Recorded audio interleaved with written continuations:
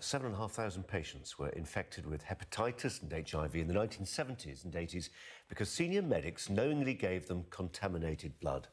Well, new documents obtained from a Freedom of Information request reveal that Department of Health officials failed to raise the alarm because they hoped the imported blood would not get a bad name.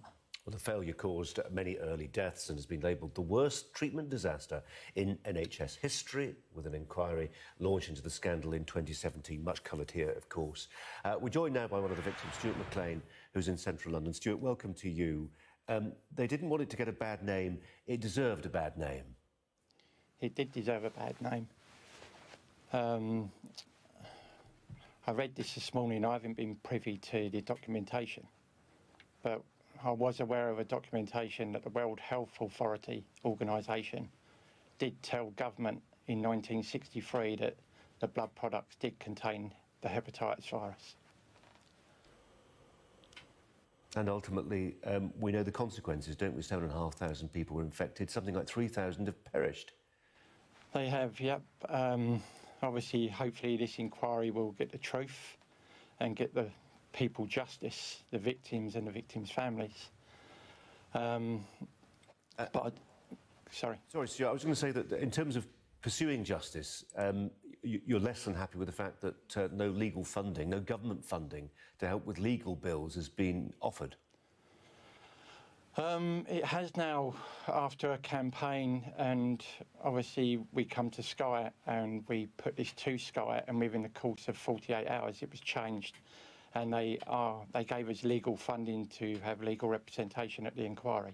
Yeah, so that is now available? Yes. OK.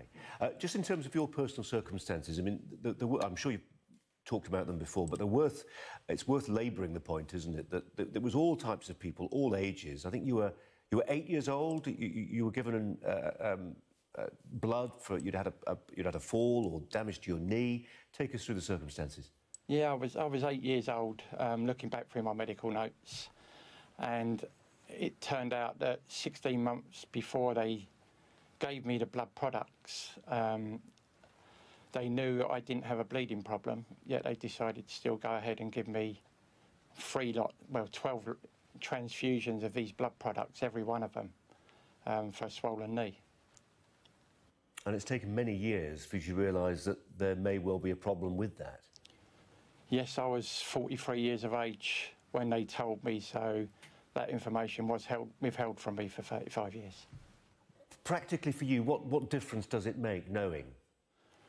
It's destroyed everything I had. My career, my life, mental health has suffered, depression. It's took away what I had. I had a brilliant career and it's took all that away. And in terms of the ongoing inquiry, which, as you say, there is now funding for the legal aspects of what you're involved in, where do you hope it will take us ultimately? Seriously, Colin, I'd hope that the likes of Boris Johnson and Matt Hancock would recognise the contaminated blood victims and their families. At present, they haven't. Oliver Dowden issued a statement last week to Diana Johnson, a junior minister, saying it was down to the inquiry to determine liability, and that is not the case. So I'm hoping we do get the truth, we do get justice, and this inquiry will make recommendations as it goes along, so this government can't ignore us no longer. Yeah. And do you ultimately accept that the clinicians who were doing this at the time behaved in good faith? These were people who'd gone into medicine to help people, and the decisions they made were based on limited evidence, limited information at the time? Or do you think actually there was an absence of good faith? No, they didn't act in no good faith. I don't believe they did. I've seen quite a lot of documentation and evidence, and there was no good faith in this. To me, it was a money-making machine for the pharmaceutical companies, and I think profit become before lives.